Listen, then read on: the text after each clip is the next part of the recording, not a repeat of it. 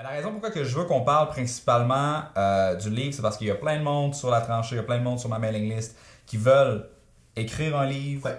Ça fait longtemps qu'ils y pensent, qu'ils se disent « Mauditement, j'ai tout le temps voulu écrire un livre, je trouve pas le temps de le faire. Est-ce que ça pourrait être quelque chose qui serait, un, financièrement intéressant, deux, ça ressemble à quoi le processus, la démarche? » Parce que, tu sais, quand tu l'as jamais fait, tu sais pas où débuter. Tu sais pas, OK, c'est quoi, je fais juste sortir un document de texte, je commence à écrire mes idées, comment ça marche? Fait qu'on va pouvoir parler de ça aussi. Et puis, c'est ça ce que j'allais dire. Fait que t'en as vendu 60 000 copies. Là-dessus, il t'est revenu combien? Juste pour braguer un peu. T'as le droit de braguer. Quand c'est vrai, t'as le droit.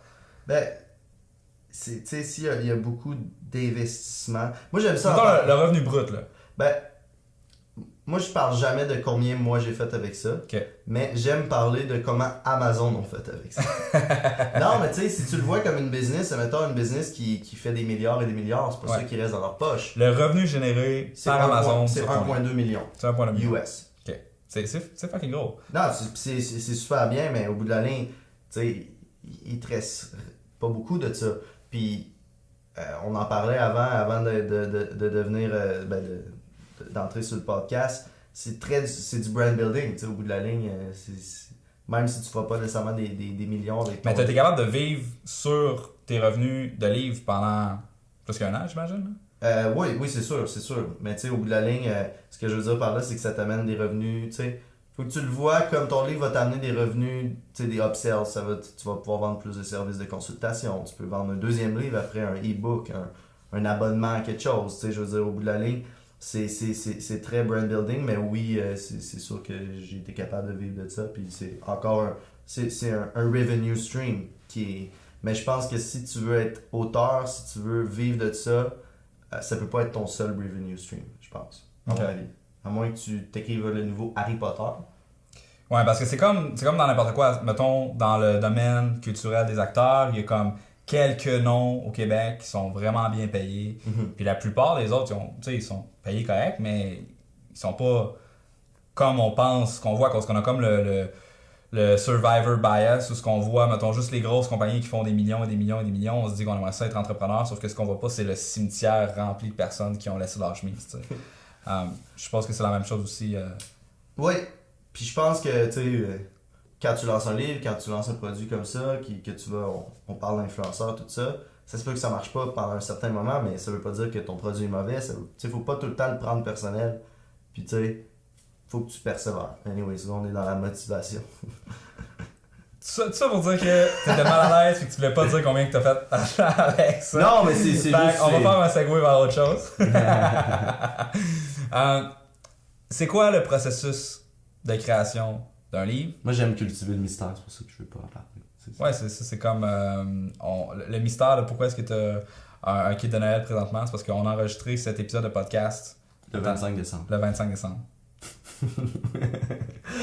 On est le 15, on est le 15 juillet, tu sais. Don't trust us, we're marketers. Ouais, fait que, ok, on va faire une mise en contexte. Donc, quand tu as commencé à écrire le livre, tu avais, je pense, 20 ans, c'est ça? Ouais, 20 ans. Ça t'a pris combien de temps? 6 mois. 6 mois. Et t'étais où dans la vie à 20 ans? J'étais, bon, rapidement, faire un petit background d'où que je sors, tout ça. J'ai fait de la musique depuis que j'avais 16 ans. J'ai fait du rap québécois. Fait qu'il y en a peut-être qui écoutent le podcast qui se rappelle de ce tune-là, Lève ton verre. On va mettre un lien dans les notes. Il y a un vidéoclip. T'as eu combien de views sur ton clip? 400 000. Puis au total de toutes les vidéos, toutes les streams, puis un peu toutes les autres tunes que j'ai faites, j'étais à peu près à 2-3 millions de views. Ah, c'est bon. Fait que tu sais, pour du rap québécois dans le marché, c'était super bon. Tu sais, j'ai fait le show du Carnaval de Québec, c'est plein. Saint-Jean-Baptiste encore sur les plaines. Des shows un peu dans toutes les villes de Québec. Puis tu sais, j'allais à la Place Laurier, puis les petites filles me reconnaissaient, puis je prenais des photos avec elles. Tu sais, j'étais là avec ma mère prenait les photos pour moi, genre avec les filles. Là. Puis tu sais, c'est là que j'ai appris un peu.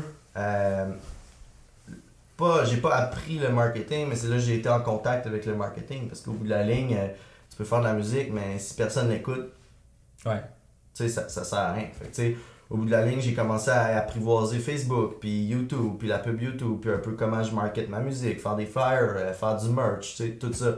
Puis c'est un peu, tu tu sais, j'ai appris ça sur le tas avec la musique. Puis là, après, je me suis un peu tanné de faire juste la musique, puis je voyais pas qu'il y avait nécessairement le marché carrément pour un peu m'épanouir là-dedans. Fait que j'ai décidé de commencer à faire des événements dans les bars.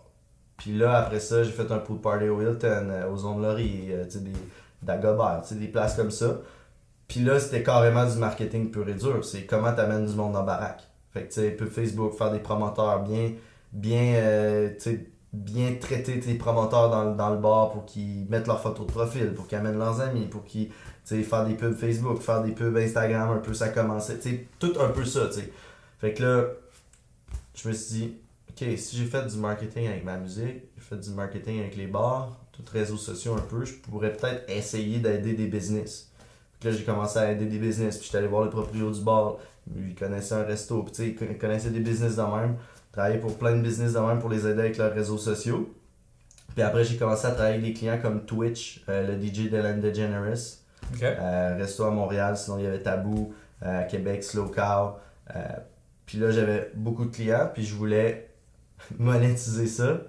Puis j'ai commencé à me bâtir une audience, puis là, j'ai sorti le livre. Puis c'est ça. Fait que à 20 ans, j'étais là, c'est ça. Puis tout ton livre, tu l'as fait en anglais. Ouais. Toi, t'es francophone de base. Sûrement que tu t'es amélioré en anglais over time, parce que là, ton audience, c'est juste en anglais, fait que tu parles souvent en anglais. Ouais, exact.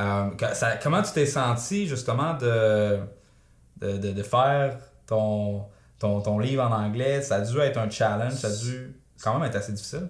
Très dur. Très dur, je te dirais. Très jeune aussi, ça m'a poussé. Je suis pas allé à l'école, je dis pas que dans la vie, il faut pas que tu ailles à l'école, mais ça m'a poussé à apprendre par moi-même incroyablement, de tout un peu apprendre le marketing sur le tas. Puis, je me suis toujours un peu senti comme, pas un imposteur, mais tu sais, tu te dis. Puis ça, c'est un problème, faut pas que le monde qui veut écrire un livre, faut pas qu'il se sente imposteur, parce qu'il n'y a pas de bon moment pour écrire un livre. C'est là, tu comprends? Puis je me disais, pourquoi moi, à 20 ans, qui ai fait un peu de marketing, je pourrais écrire un livre? Fait que je me suis dit, ok, ben, pour contrebalancer ça, je vais aller chercher des sources, je vais faire des études, tu comprends? Fait que c'était un peu comme si je faisais une thèse d'université, mais pour moi-même, puis au lieu de payer, ben, je me faisais payer pour la faire. Donc ça, c'était le côté entrepreneur en moi. Mais en anglais, c'est très dur, mais je pense que c'est de bien s'entourer. S'entourer de quelqu'un qui parle anglais, qui peut réviser ton texte, tout ça. Puis au bout de la ligne,